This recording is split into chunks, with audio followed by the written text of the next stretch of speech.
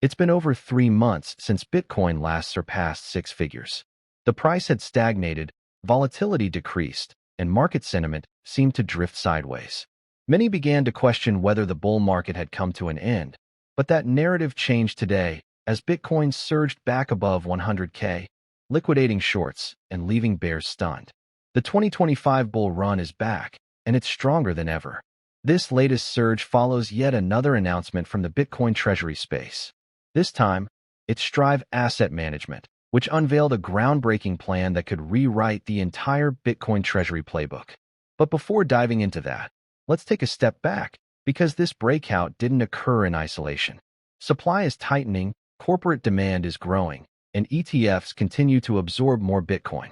Following the major news from 21 Capital, we now have another heavyweight entering the scene, not only buying Bitcoin, but building an entirely new model around it. Strive Asset Management revealed its merger with asset entities to create what they're calling the first publicly traded Bitcoin treasury company. Co-founded by former presidential candidate Vivek Ramaswamy, who still holds a majority stake, Strive's plan leverages a little-known section of the U.S. tax code, Section 351. This allows accredited holders to contribute Bitcoin in exchange for equity without triggering capital gains, an enormous breakthrough. But that's not all. Strive is also targeting undervalued public companies, those trading below the cash value they hold, merging with them to unlock stranded fiat and convert it into Bitcoin. Strive's CEO, Matt Cole, discussed this innovative strategy at the Strategy World 2025 conference yesterday. Many publicly traded companies are actually trading below the net cash that they hold.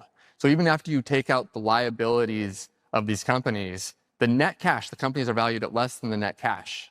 And so Strive sees an opportunity here, multi-billion opportunity, to actually merge those companies into our Bitcoin treasury company and to basically acquire a dollar for 90 cents on the dollar or less and use that money to buy Bitcoin in a way that is accretive to the common equity shareholders, right? Because to me, there's not much of a better way that you can accrete value to common equity shareholders than to buy a Bitcoin for 90 cents on the dollar or less. And so that's something that we're actively engaged in right now.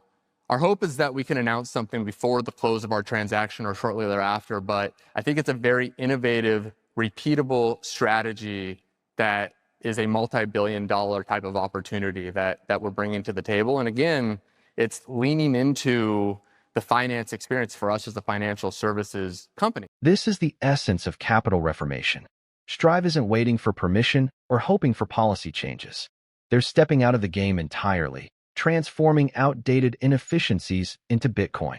By using the fiat system against itself, they're unlocking trapped value and reinvesting it into the hardest monetary asset the world has ever known.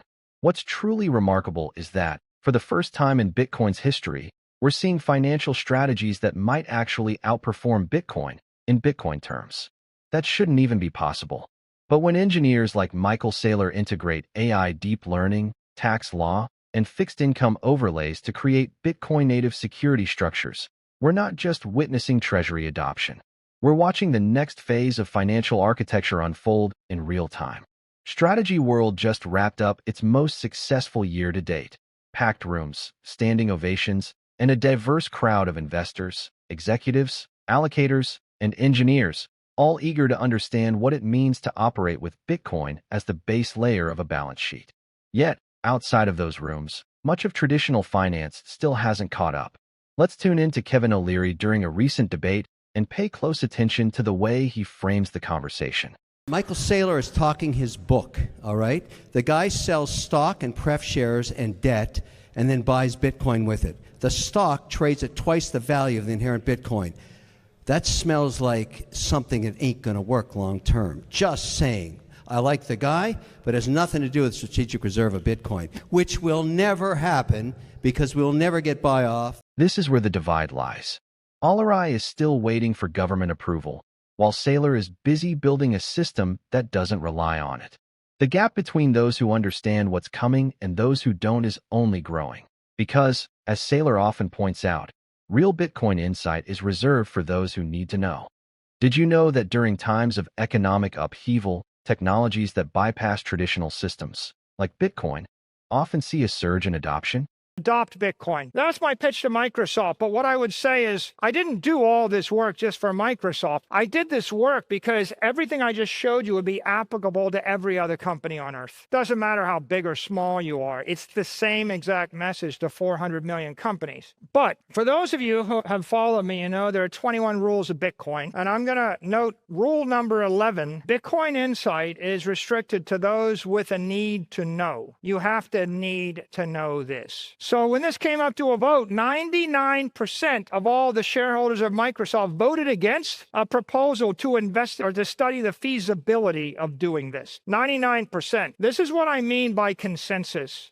And of course, why? And the answer is it's the most powerful company on earth. They don't need it. They don't need the money. You need the money, right? And that's the beauty of this entire thing. Microsoft didn't have a need to know. And so I end this with just one question for you. Does your company have a need to know? And what will be your Bitcoin story? The most powerful firms feel no urgency. They're thriving under the current system. But for everyone else, for underfunded pensions, public companies sitting on too much cash, and individuals watching their purchasing power steadily erode, the need for insight is real. That urgency is opening a window of opportunity, one that won't stay open forever. Even now, most of the market remains distracted. The spotlight is on AI, while few recognize that the most transformative innovation actually began back in 2009.